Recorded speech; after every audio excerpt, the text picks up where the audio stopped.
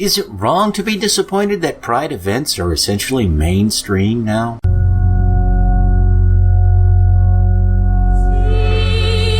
And in my mother's womb was fashioned to be flesh in the time of 10 months, being compacted in blood of the seed of man. That's right. Of the seed of man. The word seed is sperm, and sperm comes through having sex. It's shut out of your father's rod. Right. Put it in layman terms, in his penis. That's right. That means a man put his penis in a woman and bust off in it. Then the angel said to him, "Take out the entrails of this fish, and lay up his heart and his gall and his liver for thee.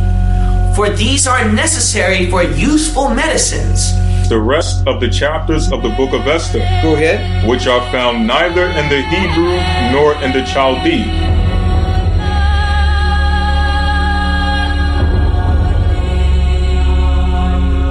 Greetings, fellow worker slaves, podcasting at 128 kilobits from the Fortress of Squalitude. This is the Atheist in the Trailer Park podcast. I'm your host, Tucker. Professor Fuzznuts has just woken up from his nap and is headed over this way, because he knows I'm recording. Yes, it's a podcast hosted by a guy and he's a cat. Get over it. This is a Biblical Apocrypha episode, and hopefully I'll manage to finish the wisdom of Jesus, son of Sirach, today. So, a little bit about my adventures at Nashville Pride before we get started. To be honest, if it wasn't for the rainbow-colored flags everywhere and the occasional drag queen, you'd never really know that it was a gay pride event. There were booths from corporate sponsors like Nissan, Volkswagen, which I found to be a little ironic considering VW's origins, and others. One that I found particularly amusing was the Dollar General booth. Not because there was anything special about it, but simply because their customer base are, people who are too poor to shop at Wally World aren't exactly big on the whole gay rights thing. Still, I suppose I should be glad that being gay is now so normalized, even in a place like Tennessee, that an event celebrating it doesn't look different than any other event. There were a large number of straight families there with their young children, which I found a bit surprising. Another thing that I found surprising is that there were a considerable number of girls who were in their early teens wearing shirts proudly proclaiming that they were gay. I didn't see any boys in the same age range who were wearing such shirts, however, so I think that we've still got a ways to go in accepting them. As a white, cis, straight male who has had a number of gay friends over the decades, I was struck just by how normal everything seemed to be. That and the lack of extravagant drag queens. There were a few, some of whom put remarkable levels of work into their costumes and makeup. But in general, as I said before, it just looked like an ordinary festival. There was a homophobic street preacher trying to harass people, but the crowd surrounding him was having nothing to do with it. There was also a pro-gay street preacher that someone was doing some street epistemology on without much success from what I could tell. But I didn't stick around too long because I couldn't stand to listen to the guy blather on about how Jesus really loved gay people. Dude, have you read the Bible? The most charitable thing you can say is that Jesus never mentioned them, though Paul certainly did, and he certainly hated them. Another thing that I found weird was that almost all the interracial couples I saw were heterosexual. There was a surprising amount of people from different ethnic backgrounds, both gay and straight, who were there, but I think that I only saw 2 or 3 gay interracial couples, while I saw dozens or more straight interracial couples. The biggest moment for me, however, when I was standing on the corner filming the parade go by, and I happened to notice an old friend of mine from college standing next to me. It's been close to 20 years since I last saw Bingo, who looks like the opera singer Bugs Bunny has a fight with in long-haired hair. And yes, Bingo is an opera singer, a good tenor. We had a good time catching up, and it was nice to see that he was looking well. I went to Pride with Chris from the Podunk Polymath podcast, Jen from Not Another Atheist podcast, and her boyfriend AJ. I think that's what his name is. We walked around and people watched at Pride for a couple hours. I got a bit of a sunburn from it. Then Jen and AJ decided they need to go back to their hotel room for a nap.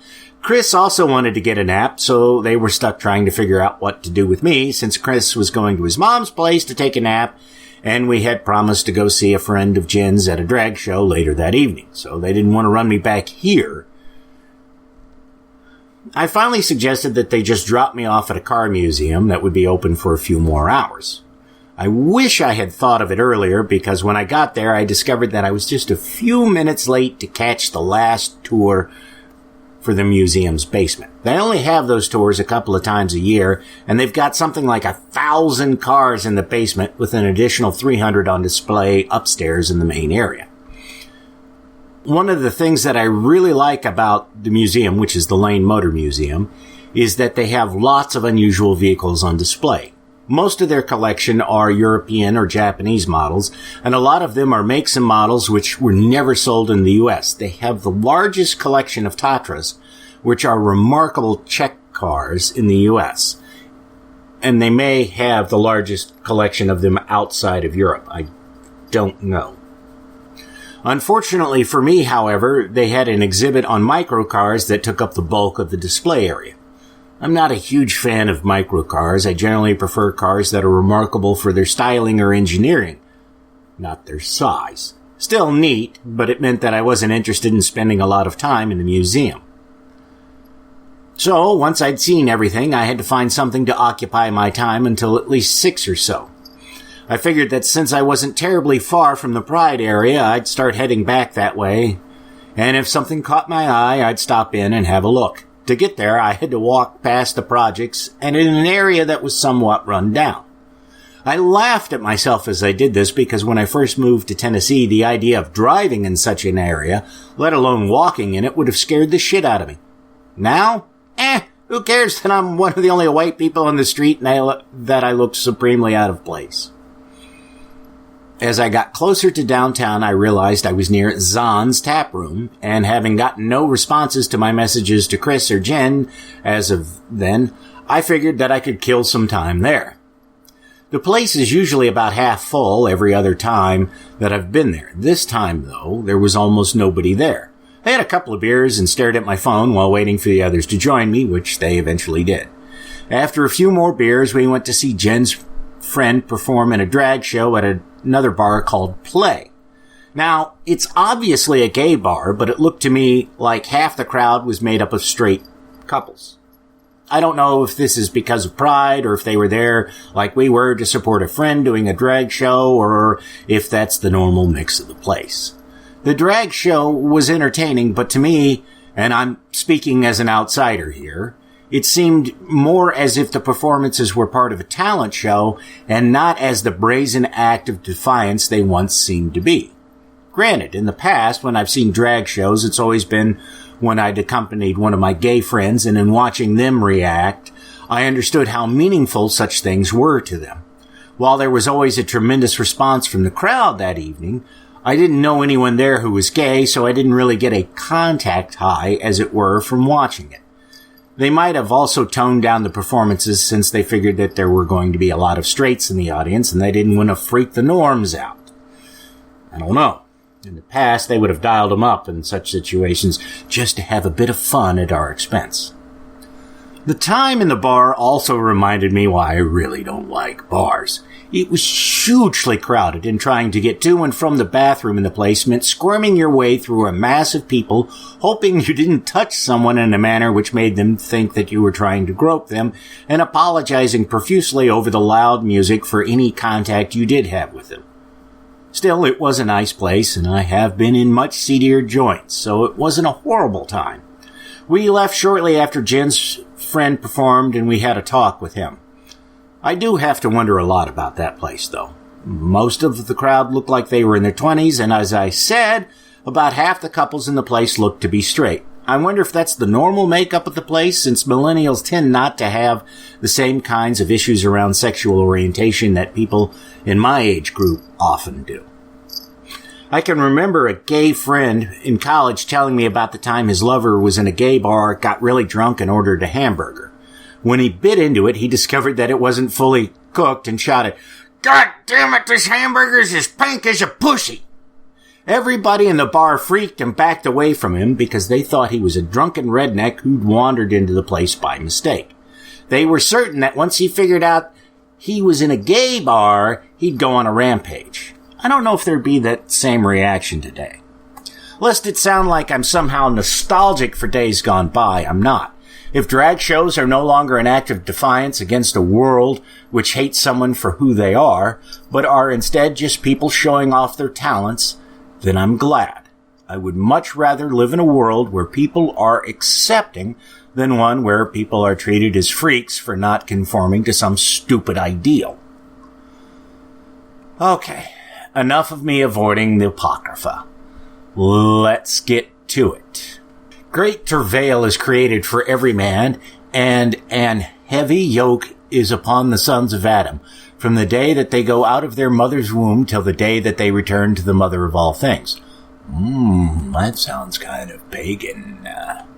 Their imagination of things to come and the day of death trouble their thoughts and cause fear of heart. Well, yeah. From him that sitteth on a throne of glory unto him that is humbled in earth and ashes. From him that weareth purple and a crown unto him that is clothed with a linen frock. Wrath and envy, trouble and unquietness, fear of death and anger and strife, and in the time of rest upon his bed his night sleep, do change his knowledge. That makes very little sense. A little or nothing is his rest, and afterward he is in his sleep, as in a day of keeping watch, troubled in the vision of his heart, as if he were escaped out of a battle. When all is safe, he awaketh and marveleth that the fear was nothing. Such things happen unto all flesh, both man and beast, and that is sevenfold more upon sinners. Yeah, I don't think animals know they're gonna die. Death and bloodshed, strife and sword, calamities, famine, tribulation, and the scourge. These things are created for the wicked, and for their sakes came the flood. Yeah, but the non-wicked also suffer from them as well. Goddamn victim-blaming bastards. All things that are of the earth shall turn into the earth again, and that which is of the waters doth return into the sea. So that fish you had for dinner last night, you're just going to piss it right back out. All bribery and injustice shall be blotted out, but true dealing shall endure forever. Let me introduce you to a place called Washington, D.C. The goods of the unjust shall be dried up like a river. And shall vanish with noise, like a great thunder and rain. While he openeth his hand, he shall rejoice. So shall transgressors come to naught. Yeah, I don't think so. The children of the ungodly shall not bring forth many branches, but are as unclean roots upon a hard rock. There are 7.5 billion people in the world. Roughly 1 billion of them are some variety of Christian. So that actually means there's a hell of a lot more unbeliever types than there are believer types, or ungodly types, as it were. The weed growing upon every water and bank of a river shall be pulled up before all grass. The fuck does that have to do with anything? Bountifulness is as a most fruitful garden, and mercifulness endureth forever. Bullshit. To labor and to be content with what a man hath is a sweet life, but he that findeth a treasure is above them both. So, yeah, it's just saying, fuck you if you're poor, the rich guys are godly. We all know that ain't true. Well, actually, no, I take that back. Considering what kind of an evil son of a bitch God is portrayed in the Bible, yeah, I think the wealthy actually are closer to God than the rest of us. And, well, I don't think most of us would want to be like that. Children and the building of a city continue a man's name, but a blameless wife is counted above them both. Yeah, okay. That's why you treat women like trash. Wine and music rejoice the heart, but the love of wisdom is above them both. Irony. The pipe and the psaltery make sweet melody, but a pleasant tongue is above them both. And if she knows what she's doing with that tongue, I will certainly agree. Thine eye desireth favor and beauty, but more than both corn while it is green. The fuck?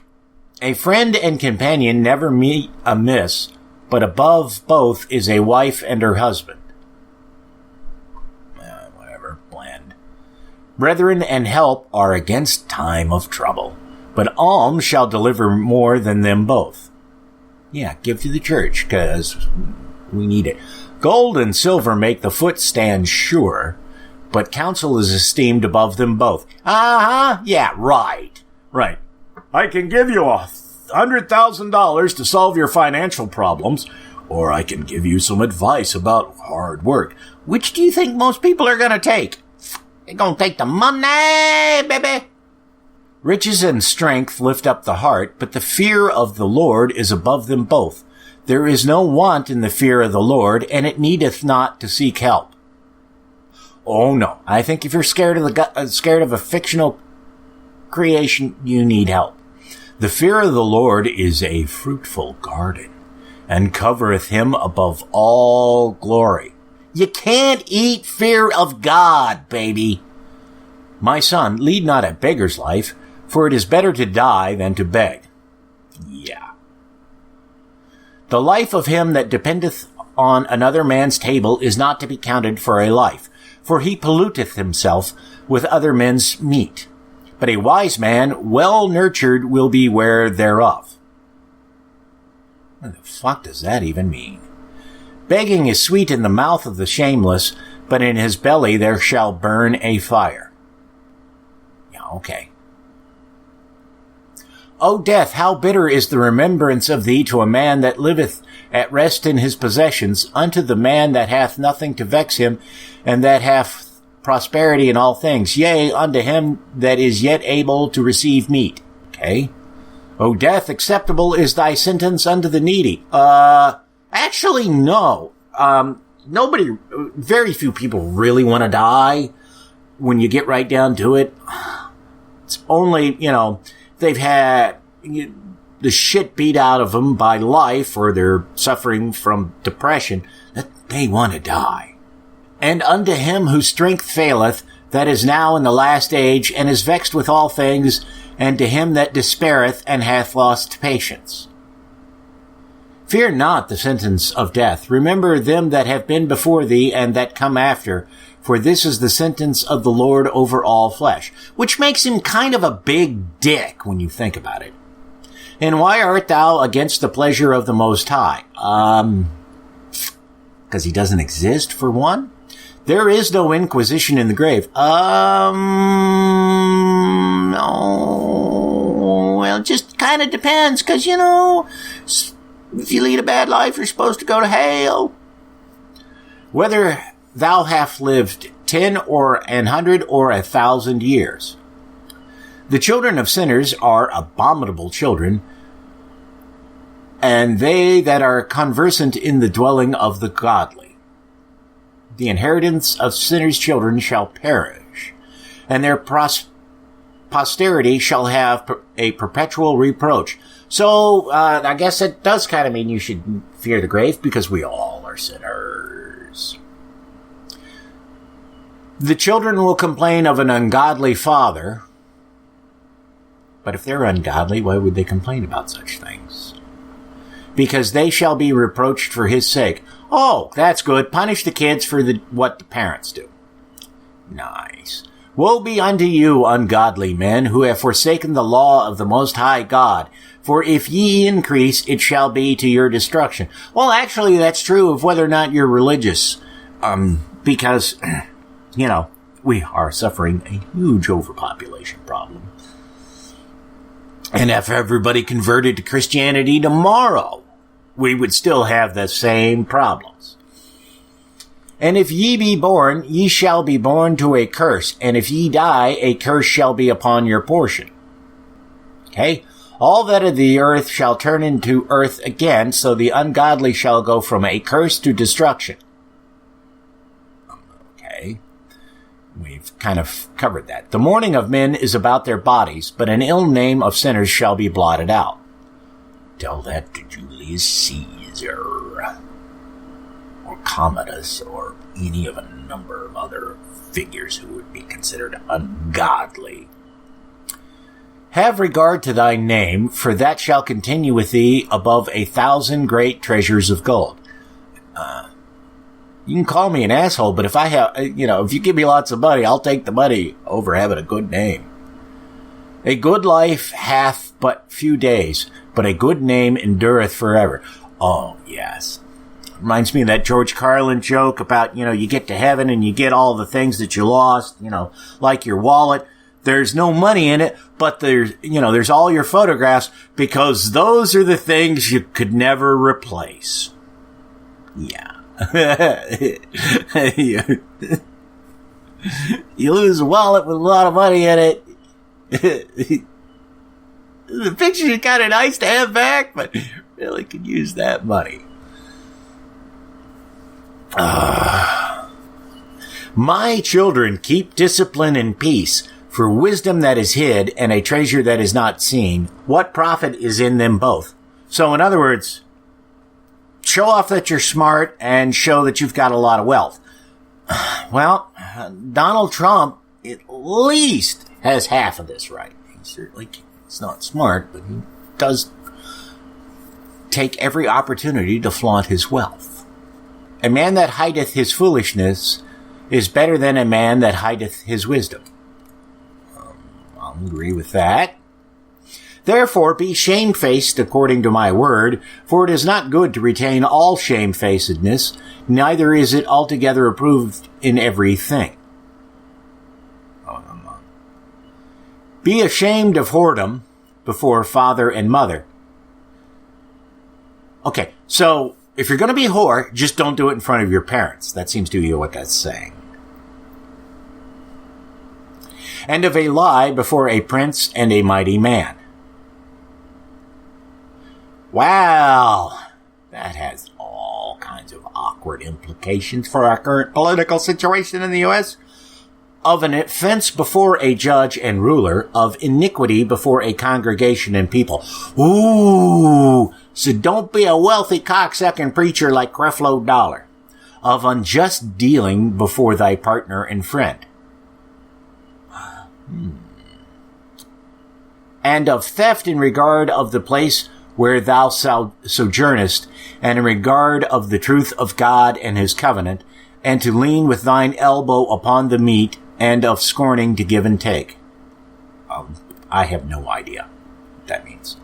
And of silence before them that salute thee. So, talk to the people who are saluting you. And to look upon an harlot. Yeah. Don't want to look upon a woman who's sexy. No. And to turn away thy face from thy kinsman, or to take away a portion or a gift, or to gaze upon another man's wife. But what if dude wants you to gaze upon his wife? What if dude says, why don't you give her the old in and out, buddy? Is that okay? Or to be over busy with his maid. You can fuck her sometimes, but just not all the time. And come not near her bed, or of upbraiding speeches before friends, and after thou hast given, upbraid not. So don't fuck her in her bed, fuck her in your bed. Don't lecture her in front of somebody's friends, so I don't know if it's yours or hers. And after you've given her the old in and out, don't bitch at her. Or of iterating and speaking again that which thou hast heard, and of revealing secrets. So don't share your wisdom? So shalt thou be truly shamefaced and find favor before all men. Of these things be not thou ashamed, and accept no person to sin thereby.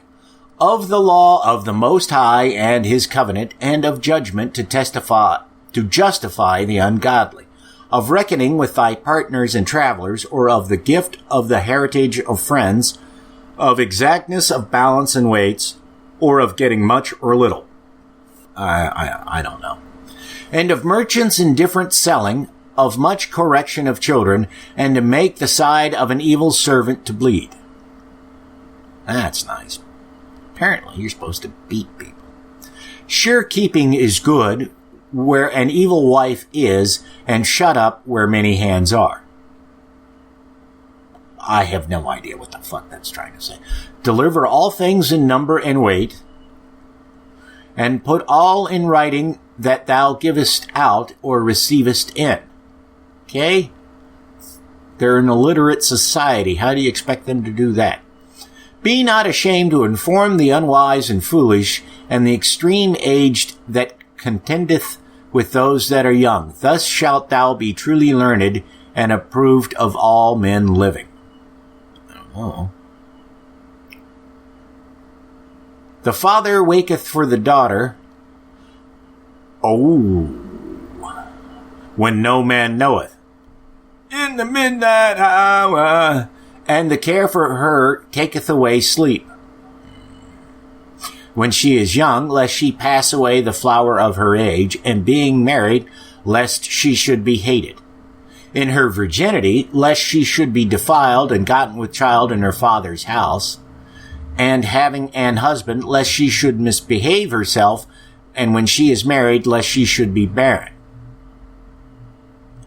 Wow, that's a lovely bit of misogyny. Keep a sure watch over a shameless daughter, lest she make thee a laughing stock to thine enemies, and a byword in the city, and a reproach among people, and make thee ashamed before the multitude. Okay. Behold not every body's beauty, and sit not in the midst of women. For from garments cometh a moth, and from women wickedness. Nice! We are just a bunch of misogynistic fucks. Better is the churlishness of a man than a courteous woman. A woman, I say, which bringeth shame and reproach. Why would a courteous woman bring shame and reproach to someone? I will now remember the works of the Lord, and declare the things that I have seen, in the words of the Lord are his works.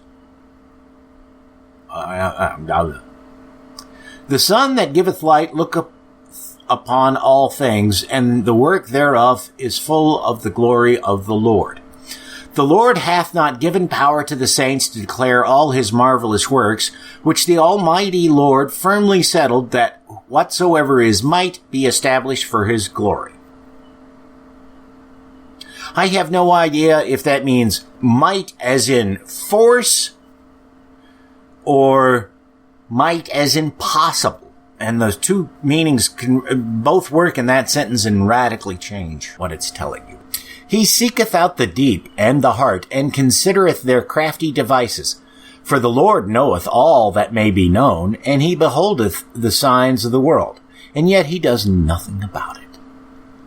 He declareth the things that are past, and for to come, and revealeth the steps of hidden things. Yeah, sure he does. Tell that to the choir boys in the Catholic Church. No thought escapeth him, neither any word is hidden from him. He hath garnished the excellent works of his wisdom, and he is from everlasting to everlasting. Unto him may nothing be added, neither can he be diminished, and he hath no need of any counselor. So why degrade all the fucking angels then? Oh, how desirable are all his works, and that a man may see even to a spark. Okay. All these things live and remain forever for all uses, and they are all obedient. Yeah, I don't think so. All things are double one against another, and he hath made nothing imperfect. I know a lot of people who would disagree with that statement. One thing established the good, or another, and who shall be filled with beholding his glory? It means God's gonna whip it out, and you better like it, baby. The pride of the height the clear firmament, the beauty of heaven, with his glorious shew, the sun when it appeareth, declaring at his rising a marvelous instrument, the work of the Most High. At noon it parcheth the country, and who can abide the burning heat thereof? Well, I take it you've never been in a northern clime in the winter. A man blowing a furnace is in works of heat, but the sun burneth the mountains 3 times more. Actually, no. No, it doesn't. Breathing out fiery vapors and sending forth bright beams that dimmeth the eyes. Well, that's why you don't look directly at it, dumbass. Great is the Lord that made it, and at his commandment runneth hastily. He made the moon also to serve in her season for a declaration of times and a sign of the world. From the moon is the sign of feasts, a light that decreaseth in her perfection. The month is called after her name, increasing wonderfully in her changing, being an instrument of the armies above, shining in the firmament of heaven. The month is called after her name. So moon is all right, I gotta look this up. Okay, I learned a thing, and it's actually pretty interesting. What I figured out, because I thought it would be, the month, or the line about taking the name of the month from the moon, or the line about the moon giving the word from month. I thought they were talking like how Monday is Moon Day, or and Thursday gets its name from Thor, etc., etc. But no, actually the word month is derived, the Hebrew word for month is derived from the word moon. And there's a bunch of variations that have similar connotations as far as, they're, in other words, they've got a whole slew of words that mean month and moon, and they're all related. The thing I found interesting, though, and I did not know this, the Aramaic word for moon is, wait for it, Sahara. So, the Sahara Desert is the desert of the moon, apparently. Now that I've said that, I am actually going to look up that to make sure that's correct, because that's wonderfully poetic, so it's probably not true. Okay, according to Wikipedia, the name Sahara is derived from the Arabic word for desert, or the plural form of the word for desert. So, it's the deserts. But, what is it when you have the same word in 2 different languages with different meanings? I forget the term for that. Okay, the term that I can find is called false friends. I thought there was, sort of a Latin term for it. Like noun or verb, not noun or verb, but you get my idea that it was a single word. It wasn't a phrase. So it could be false friends, or I don't know if Arabic or if Aramaic predates Arabic or not. Might. To the Google machine. Okay, it turns out that Aramaic and Arabic started roughly about the same time and similar, near one another. Aramaic may be 100 years older or so. Wikipedia doesn't give very precise dates on this for some reason. It gives them for Aramaic, but doesn't give it for Arabic for some reason. I don't know. But anyways, back to whatever the fuck it was I was reading. Now, where was I? Yes. Yeah, the month is called after her name, increasing wonderfully in her changing, and being an instrument of the armies above, shining in the firmament of heaven. So, this apparently means that because the month and the moon because the moon changes and the month changes, the month was named after the moon, and it's an instrument of the armies of heavens. The beauty of heaven, the glory of the stars, an ornament giving light in the highest places of the Lord. Okay. At the commandment of the Holy One, they will stand in their order and never faint in their watches. Look upon the rainbow and praise him that made it. Very beautiful it is in the brightness thereof. Okay, whatever. It compasseth the heaven about with a glorious circle, and the hands of the Most High have bended it. No, actually, the water droplets have bent the light, not God. By his commandment, he maketh the snow to fall apace, and sendeth swiftly the lightnings of his judgment. So, Zeus. Through this the treasures are opened, and the clouds fly forth as fowls. I'm reminded of that near the end of Bible myths, where Doan is talking about how all myths boil down to the path of the sun across the sky during the day. By his great power he maketh the clouds firm. Yeah. And the hailstones are broken small. I disagree there. At his sight the mountains are shaken, and at his will the south wind bloweth. The noise of the thunder maketh the earth to tremble, so doth the northern storm and the whirlwind. As birds flying he scattereth the snow, and the falling down thereof is as the lighting of grasshoppers. Okay. The eye marveleth at the beauty of the whiteness thereof, and the heart is astonished at the raining of it. Yeah. Usually we say something like, look at all this fucking snow. The hoarfrost, it also as a salt he poureth on the earth, and being congealed, it lieth on top of sharp stakes. Well, that's a good place for it. When the cold north wind bloweth, and the water is congealed into ice, it abideth upon every gathering together of water, and clotheth the water as with a breastplate. Unless the water is moving, then it has a hard time freezing. It devoureth the mountains, and burneth the wilderness, and consumeth the grass as fire. Yeah, frost. A present remedy of all is a mist coming speedily, and a dew coming after heat refresheth. Okay. By his counsel he appeaseth the deep, and planteth islands therein. Why does God have to appease the ocean?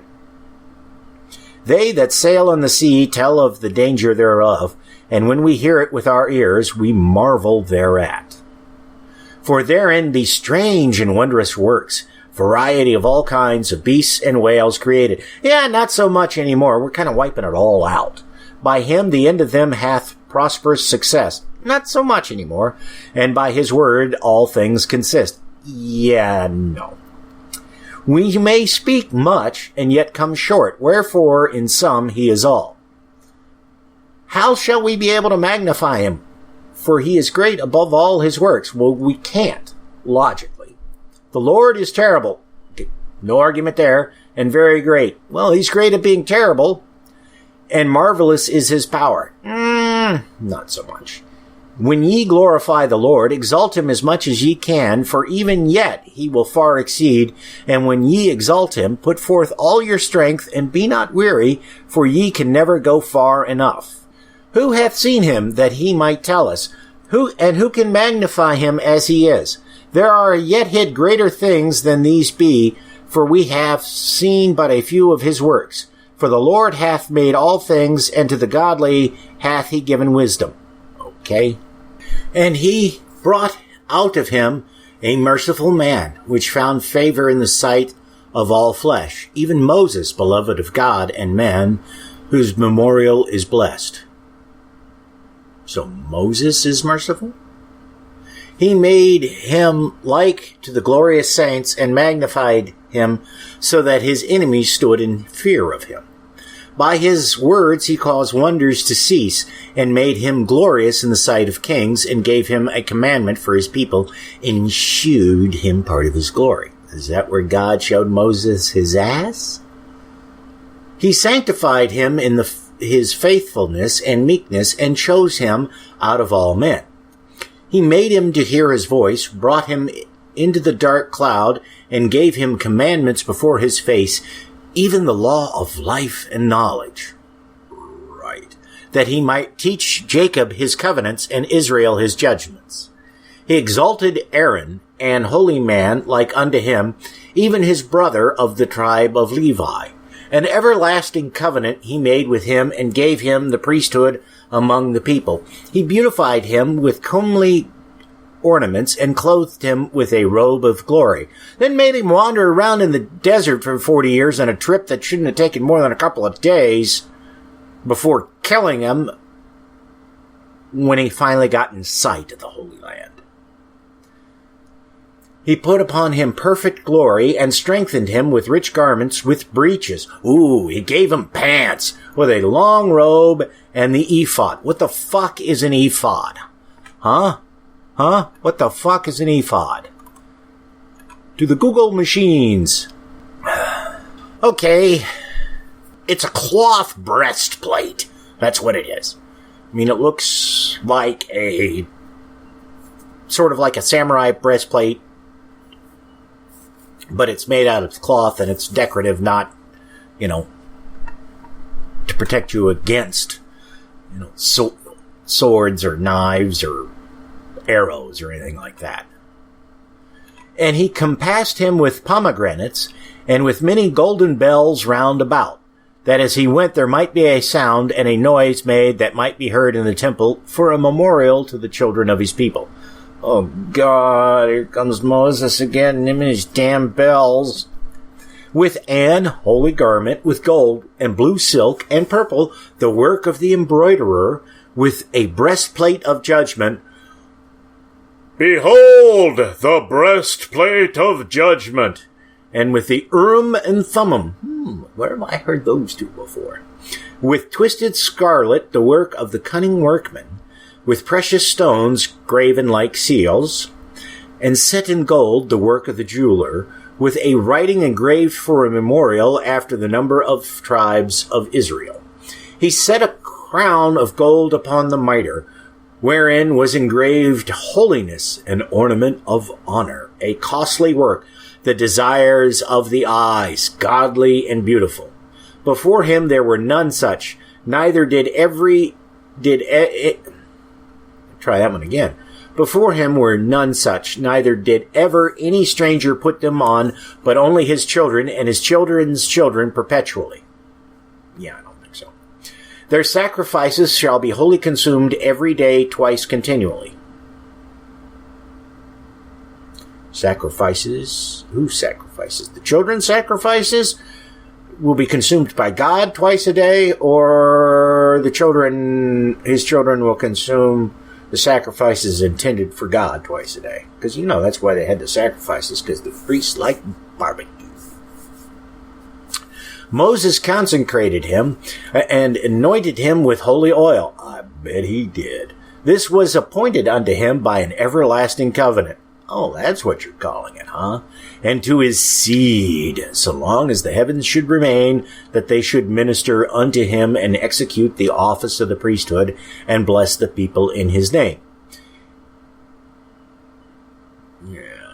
He chose him out of all men living to offer sacrifices to the Lord, incense and a sweet savor, good marinade, for a memorial, to make reconciliation for his people. He gave unto him his commandments and authority in the statutes of judgments, that he should teach Jacob the testimonies and inform Israel in his laws. Strangers conspired together against him and maligned him in the wilderness, even the men that were of Dathan's and Abion's side, and the congregation of Kor, with fury and wrath. This the Lord saw, and it displeased him. And in his wrathful indignation were they consumed. he did wonders upon them to consume them with the fiery flame. It's like they suddenly just flipped subjects here with no segue. But he made Aaron more honorable, and gave him an heritage, and divided unto him the first fruits of the increase, especially he prepared bread in abundance. For they eat of the sacrifices of the Lord, which he gave unto them and his seed. So yeah, the temple priests do eat the stuff that's offered up for God, not actually God. Now, I'm going to break up this narrative here, because I'm sure you're really not interested in what's going on, because it is kind of a Book of Mormonish in its boringness. Back when I was dating my Vietnamese girlfriend, she was devout Buddhist, and she was living with a bunch of other Vietnamese people, and they had a little altar in their apartment, and they would put offerings to the Buddha on there. And around this time, I saw a comic talking about he was dating a girl who was a Buddhist, and she put a pork chop up there as an offering to Buddha. And she wasn't around. Dude sees it. I'm not letting a good pork chop go to waste, and he eats it. Girlfriend comes home, says, "Where's the pork chop?" Dude says, "Buddha ate it." His girlfriend, not buying it, says, "Uh-huh. Anything else?" And he says, "Yeah, Buddha wants a beer." I told my Vietnamese girlfriend that bit after hearing, seeing the comic, and first time, when I told it to her, she's not terribly amused by it.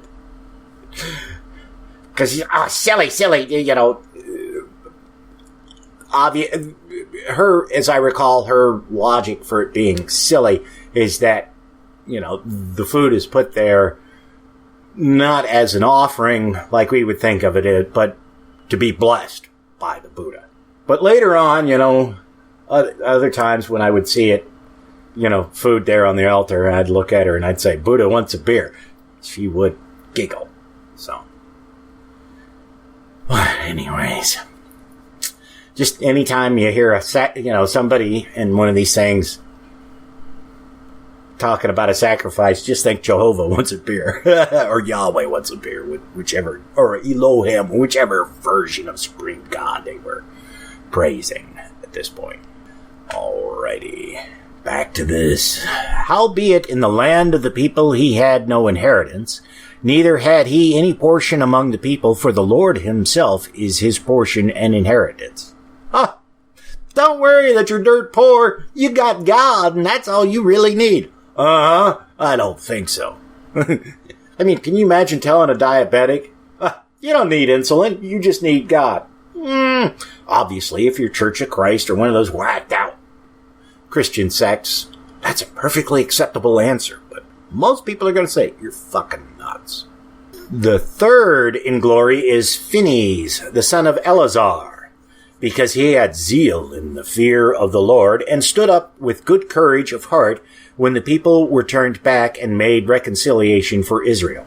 Therefore was there a covenant of peace made with him, that he should be the chief of the sanctuary and of these people, and that he and his posterity should have the dignity of the priesthood forever, according to the covenant made with David, son of Jesse, of the tribe of Judea, that the inheritance of the king should be to his posterity alone, so the inheritance of Aaron should be unto his seed. God give you wisdom in your heart to judge his people in righteousness, that their good things be not abolished, and that their glory may endure forever. Now, this is obviously a convenient bit of retconning to ensure that the people currently running the temple stay running the temple, They're like, oh, well, no, you can't become the rabbi to run the temple because you're from the wrong family.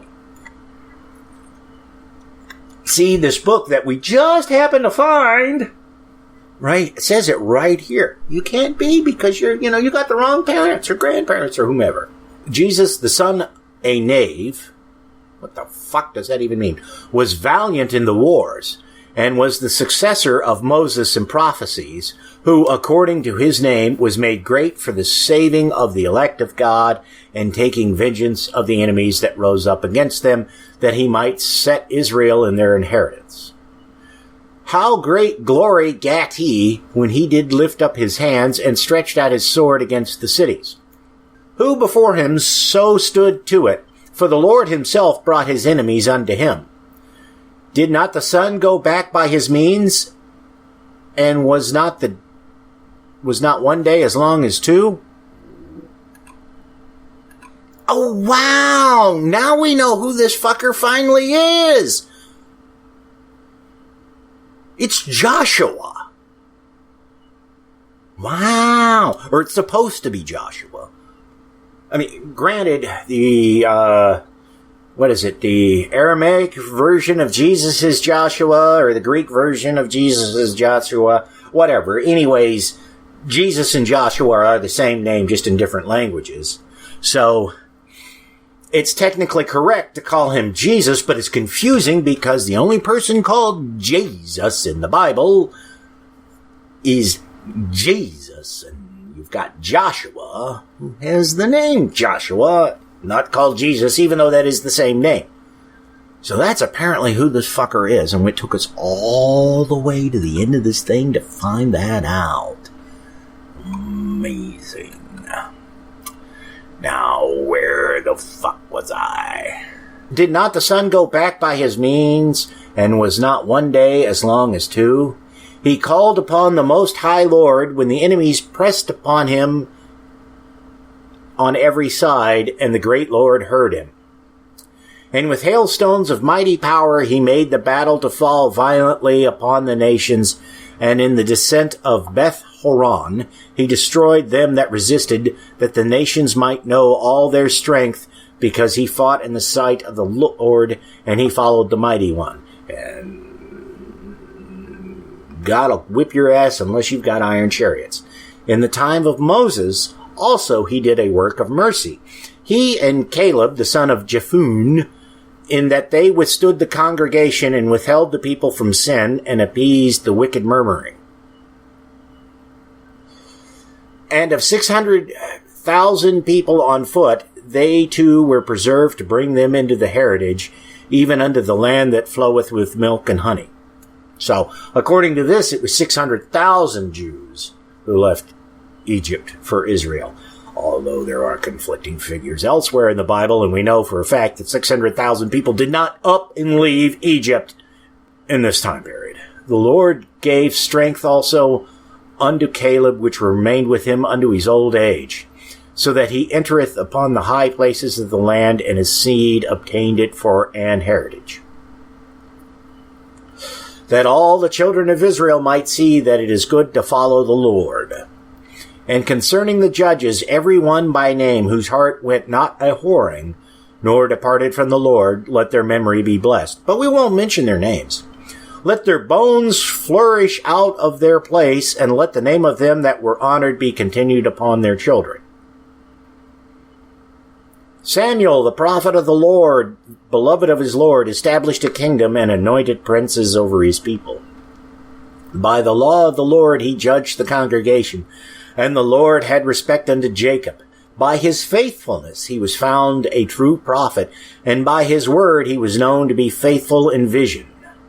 He called upon the Almighty Lord when his enemies pressed upon him on every side, when he offered the sucking lamb. Hey, God, listen, I got a land that'll give you one hell of a blowjob. Mind getting these guys off my back? Thanks. And the Lord thundered from heaven, and with a great noise made his voice to be heard. And he destroyed the rulers of the Tyrians, and all the princes of the Philistines. And before his long sleep he made protestations in the sight of the Lord and his anointed, I have not taken any man's goods, such as a shoe, and no man did accuse him. And after his death he prophesied, and shewed the king his end, and lifted up his voice from the earth in prophecy, to blot out the wickedness of people, Okay, so Dead Man Talking. And I think we have a show title. And after him rose up Nathan to prophesy in the time of David. As is the fat taken away from the peace offering, so was David chosen out of the children of Israel. He played with lions as with kids, and with bears as with lambs. Right. Slew he not a giant when he was yet but young, and did he not take away reproach from the people when he lifted up his hand with the stone and the sling, and beat down the boasting of Goliath? Well, this is the greatest hits portion. For he called upon the Most High Lord, and he gave him strength in his right hand to slay that mighty warrior, and set up the horn of his people. So the people honored him with 10,000s and praised him in the blessings of the Lord, in that he gave him a crown of glory. For he destroyed the enemies on every side, and brought to naught the Philistines his adversaries, and brake their horn in sunder unto this day. In all his works he praised the Holy One Most High with words of glory. With his whole heart he sung songs, and loved him that made him. He set singers also before the altar, that by their voices they might make sweet melody, and daily sing praises in their songs. He beautified their feasts, and set in order the solemn times until the end, that they might praise his holy name, and that the temple might sound from morning. The Lord took away his sins, and exalted his horn forever. He gave him a covenant of kings, and a throne of glory in Israel. After him rose up a wise son, and for his sake he dwelt at large. Solomon reigned in a peaceable time, and was honored, for God made all quiet around him, that he might build an house in his name, and prepare his sanctuary forever. Well, that worked, yeah. Nothing ever happened to that. For wise wast thou in thy youth, and as a flood filled with understanding. Okay. Thy name went far unto the islands, and for thy peace thou wast beloved. The countries marveled at thee for thy songs and proverbs and parables and interpretations. By the name of the Lord God, which is called the Lord God of Israel, thou didst gather gold as tin, and didst multiply silver as lead. Thou didst bow thy loins unto women, and by thy body thou wast brought into subjection. Inky. Thou didst stain thy honor and pollute thy sea, so that thou broughtest wrath upon thy children, and wast grieved for thy folly. So, not really that great of a guy, huh? So the kingdom was divided, and out of Ephraim ruled a rebellious kingdom. But the Lord will never leave off his mercy, neither shall any of his works perish, neither will he abolish the posterity of his elect, and the seed of him that loveth him he will not take away, wherefore he gave a remnant unto Jacob, and out of him a root unto David. I bet he did. Thus rested Solomon with his fathers, and of his seed he left behind him Roboam, even the foolishness of the people, and one that had no understanding, who turned away the people through his counsel. There is also Jeroboam, the son of Nebat, who caused Israel to sin, and shewed Ephraim the way of sin. And their sins were multiplied exceedingly, that they were driven out of the land, for they sought out all wickedness till thy vengeance came upon them. And we are 1, 2, 3, 4 chapters away from the end. So I am going to plow on and knock this book out. Because, fuck. Let's get it done, damn it. Then stood up Elias, the prophet, as fire, and his word burned like a lamp. So not really all that bright, considering an oil lamp compared to a modern light. He brought a sore famine upon them, and by his zeal he diminished their number. By the word of the Lord he shut up the heaven, and also 3 times he brought down fire. O Elias, how wast thou honored in thy wondrous deeds, and who may glory like unto thee? Who didst raise up a dead man from death, and his soul from the place of the dead by the word of the Most High? Who broughtest kings to destruction, and honorable men from their bed? Who heardest the rebuke of the Lord in Sinai, and in Horeb the judgment of vengeance? Who anointedst kings to take revenge, and prophets to succeed after him? Who was taken up in a whirlwind of fire, and a chariot of fiery horses? Who wast ordained for reproofs in their times, to pacify the wrath of the Lord's judgment, before it break forth into fury, and to turn the heart of the father unto the son, and to restore the tribes of Jacob? Blessed are they that saw thee, and slept in love, for we shall surely live. Bow, chicka, wow, wow. Elias it was who was covered with a whirlwind, and Eliseus was filled with his spirit. Whilst he lived, he was not moved with the presence of any prince, neither could any bring him into subjection. No word could overcome him, and after his death his body prophesied. Another dead man talking. He did wonders in his life, and at his death were his works marvelous. What were these? What were the prophecies? Why don't you say these things? For all this the people repented not, neither departed they from their sins till they were spoiled and carried out of their land, and were scattered through all the earth. Yet there remained a small people, and a ruler in the house of David, of whom some did that which was pleasing to God, and some multiplied sins. Ezekias fortified his city, and brought in water into the midst thereof. He digged, the English good, the hard rock with iron, and made wells for waters. In his time Sennacherib came up, and set Rebescus, and lifted up his hands against Sion, and boasted proudly. Then trembled their hearts and hands, and they were in pain, as women in travail. Another misogynistic comment. But they called upon the Lord, which is merciful, and stretched out their hands toward him. And immediately the Holy One heard them out of heaven, and delivered them by the ministry of Essay. He smote the host of the Assyrians, and his angel destroyed them. Guess they didn't have iron chariots. For Ezekias had done the thing that pleased the Lord, and was strong in the ways of David his father, as Essay the prophet, who was great and powerful in his vision, had commanded him. In his time the sun went backward, and he lengthened the king's life. So it's like Superman in the first movie, where he flies, until the earth starts spinning backwards. He saw by an excellent spirit what should come to pass at the last, and he comforted them that mourned in Sion. He shewed what should come to pass forever in secret things, or ever they came. The remembrance of Josias is like the composition of the perfume that is made by the art of the apothecary. It is sweet as honey in all mouths, and as music at a banquet of wine.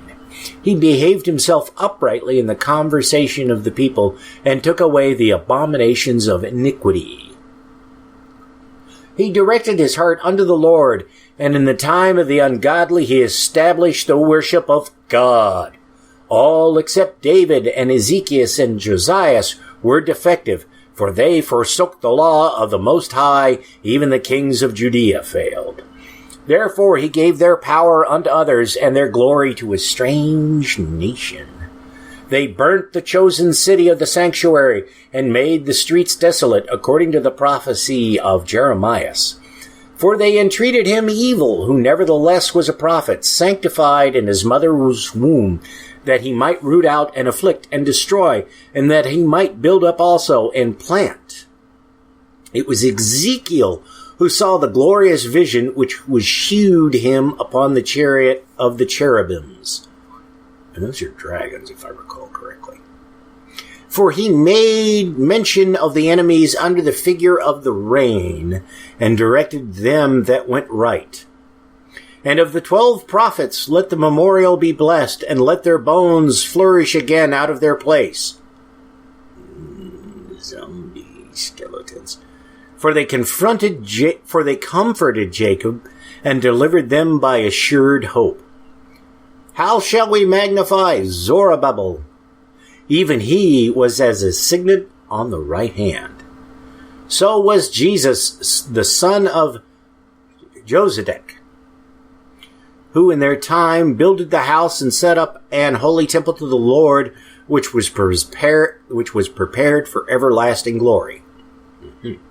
And among the elect was Nemus, whose renown is great, who raised up for us the walls that were fallen, and set up the gates and the bars, and raised up our ruins again. But upon the earth no man created like Enoch, for he was taken from the earth. Neither was there a young man born like Joseph, a governor of his brethren, a stay of the people, whose bones were regarded of the Lord. Yeah, look like bones. Sem and Seth were in great honor among men, and so was Adam above every living thing in creation. Jesus fucking Christ. Simon the high priest, son of Onias, who in his life repaired the house again, and in his days fortified the temple. And by him was built from the foundation the double height, the high fortress of the wall about the temple. In his days, the cistern to receive water, being encompassed as the sea, was covered with plates of brass.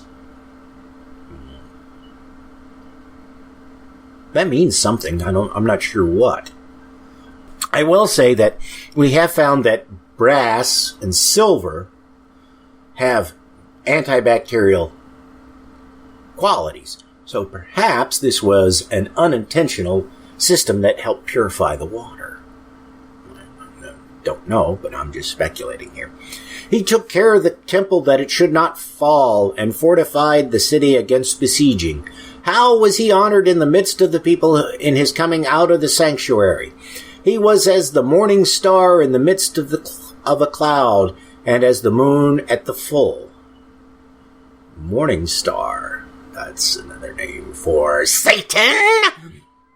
As the sun shining upon the temple of the Most High, and as the rainbow giving light in the bright clouds, and as the flower of roses in the spring of the year, as the lilies by the rivers of waters, and as the branches of the frankincense tree in the time of summer, as fire and incense in the censer, and as a vessel of beaten gold set with all manner of precious stones, and as a fair olive tree budding forth fruit, and as a cypress tree which groweth up to the clouds.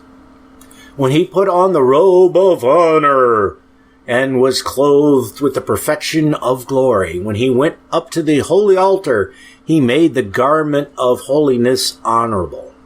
When he took the portions out of the priest's hands, he himself stood by the hearth of the altar, compassed about as a young cedar in Libanus, and as palm trees compass they him round about. What the fuck? So were all the sons of Aaron in their glory, and the oblations of the Lord in their hands before all the congregation of Israel. And finishing the service at the altar, that he might adorn the offering of the Most High Almighty, he stretched out his hand to the cup, and poured of the blood of the grape. He poured out at the foot of the altar a sweet-smelling savor unto the Most High King of all. Then shouted the sons of Aaron, and sounded the silver trumpets, and made a great noise to be heard for a remembrance of the Most High. Then all the people together hastened, and fell down to the earth upon their faces to worship their Lord God Almighty, the Most High. The singers also sang praises with their voices. With great variety of sounds was there made sweet melody. Jesus fuck.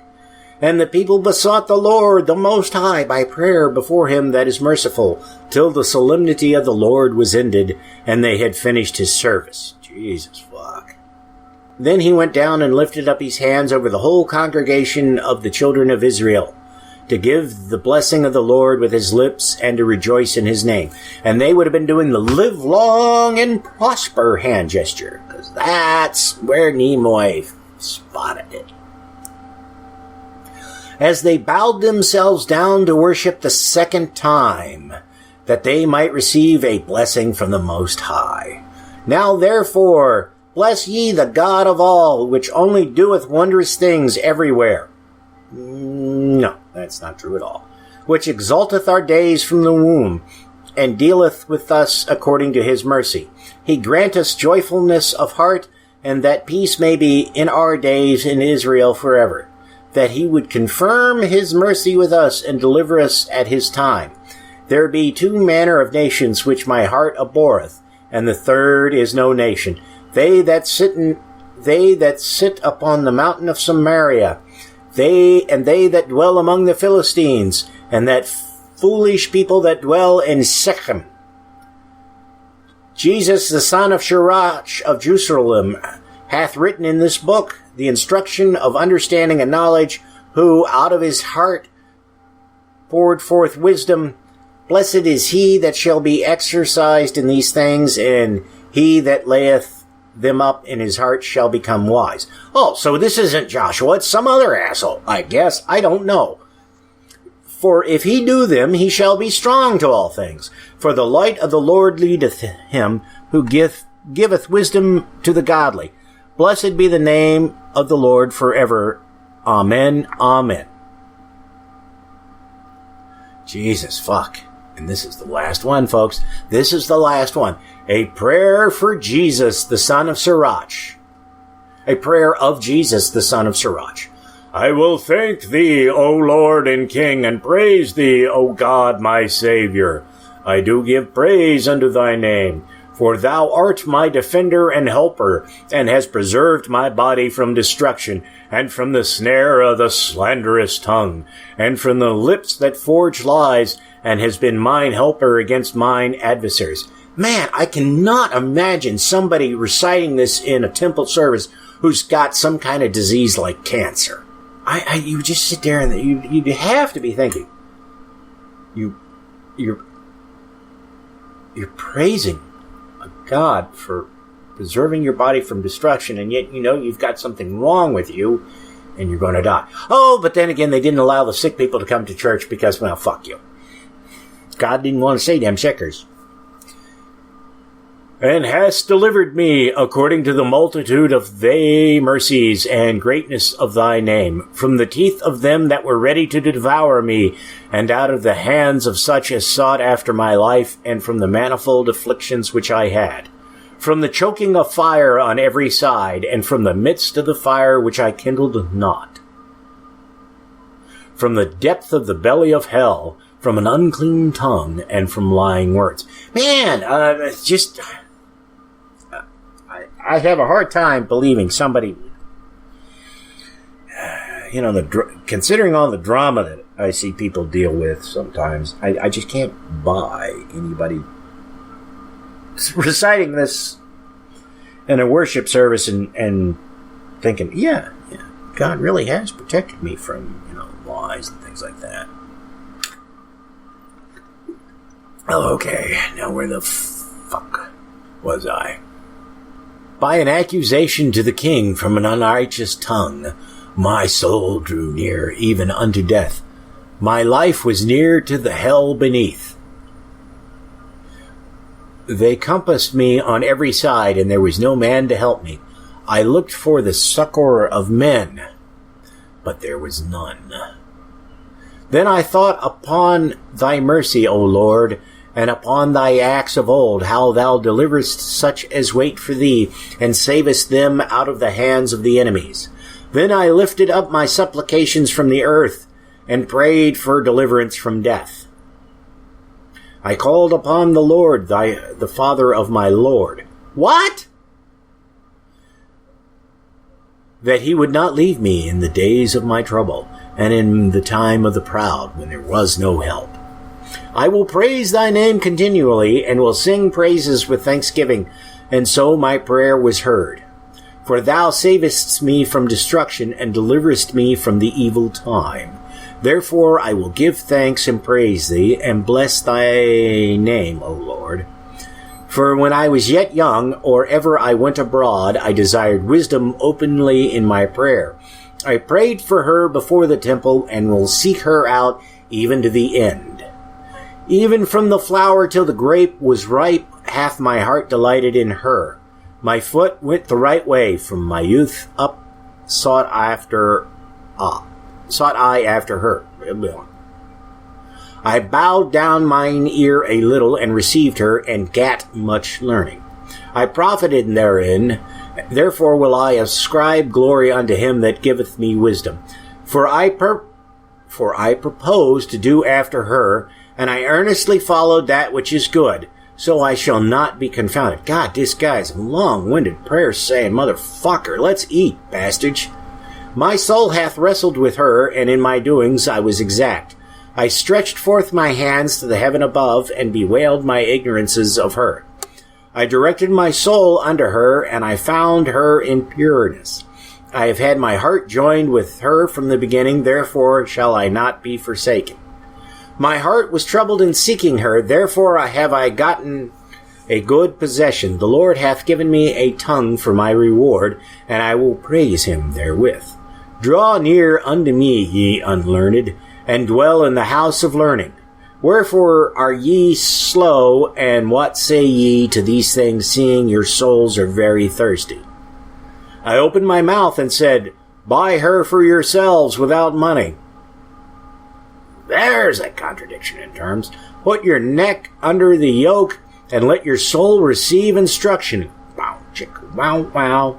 She is hard at hand to find. Bow, chicka, wow, wow. Behold with your eyes how that I have but little labor, and have gotten unto me much rest. Get learning with a great sum of money, and get much gold by her.